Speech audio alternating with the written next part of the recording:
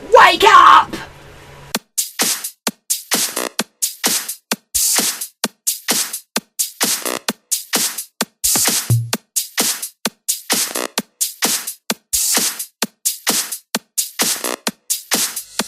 Welcome to part 1 of my 3-part video series, Nuts and Bolts.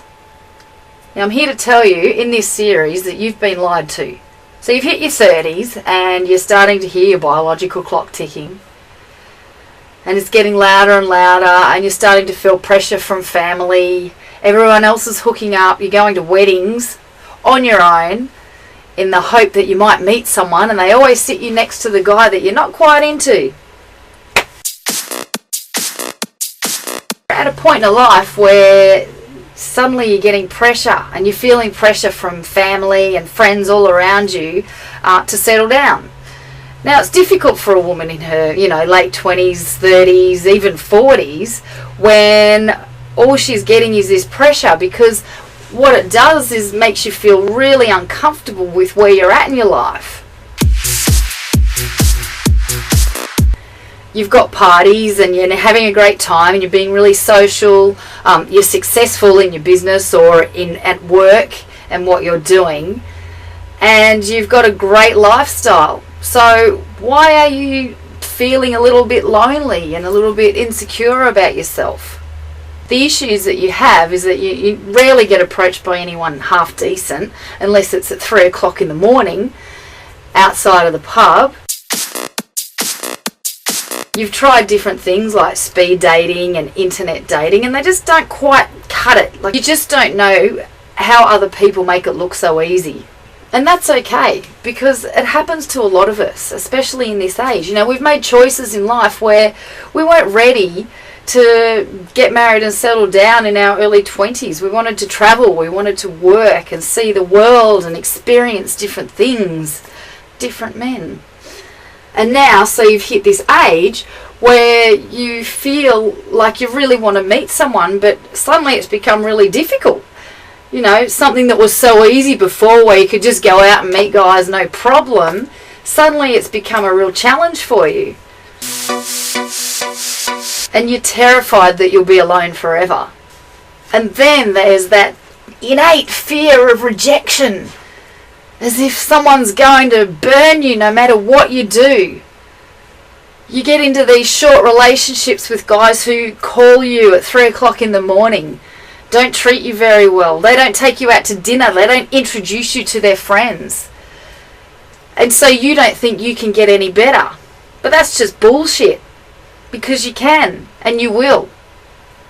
See, it's not your fault.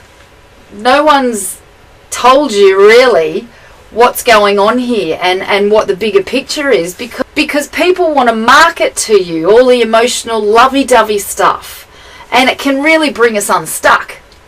So one of the biggest lies you'll hear is that it's the man's job to chase, and that's just not true, because in this day and age we don't live in caves anymore where the men go out hunting and the women gather, unless you call shopping gathering. But we're strong and we're assertive these days. So if you want something, you go for it. The problem is that sometimes when we can chase a little too hard and try too hard. So if you've got your eye on someone and your body language is showing that you're really, really, really keen, it can scare them away. So it's not so much who's doing the chasing, it's how they're doing the chasing. The other one that you've got to look out for is all of this crap about, trying to find your soulmate or the one.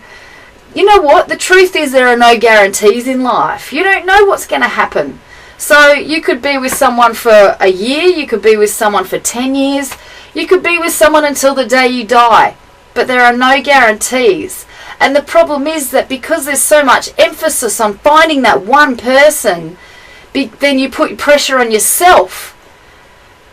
You start to feel a sense of urgency, like you need to meet someone and your biological clock's ticking, so you want to have a family.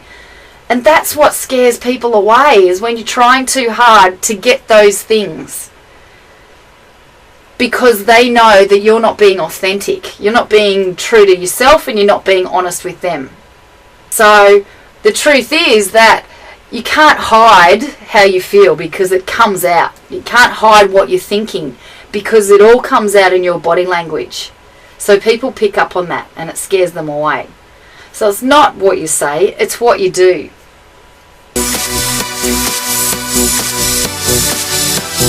Another issue we have here is that we spend a lot of time getting emotional about this stuff, and it's very, very dangerous territory. Now, of course, love is an emotion and it's a wonderful feeling, but because it's so addictive, we can let ourselves run away with it and get really caught up in the emotion of different things. And it's a really dangerous path to tread because it's like a drug. You can get addicted to that feeling. Problem on the other side is that that other person is sensing that. And, you know, that's when you again may come across too full on and you're scaring them away. It's not your fault. You know, you've been taught this stuff in romance books and self-help and all of these different things, Valentine's Day, all of this kind of stuff, that it's misleading people. It's not letting you actually be true to yourself, because it's saying be yourself in one book and then it's saying be mysterious and never let too much on and don't sleep with the guy straight away, and it just confuses the crap out of people. So the truth I'm going to tell you today is that if you really, really want something amazing in your life, if you want to meet a really great guy and have an awesome relationship, and if you want it to last and be sustainable, you have to put yourself out there. And I ain't going to lie to you, you will get rejected. You will get rejected. There is a 100% guarantee that you will get rejected. But you get rejected every day in all sorts of things you do. From applying for a job, from someone pushing in line in front of you, to a friend saying no, they can't do something. Shit happens. Rejection is everywhere. What are you going to do? You're going to lock yourself up in a box in your house and try not to get rejected ever, in the hope that someone will come along and never reject you at all? It could happen. But most of the time it happens in fairy tales. And we don't live in fairy tale land here. Told about all of this kind of stuff when it comes to meeting someone and interacting with men is that you have to do the absolute opposite of everything you've been told. Starting to be more logical and neutral. Be authentic. Just get in and dig into your true self and project who you are and never ever move on that. Webinar, you will be on there listening to me. I'll be having a presentation and then you just listen. What you can do is type in questions and I'll answer any of your questions about all of this, and I'll look forward to seeing you in video number 2.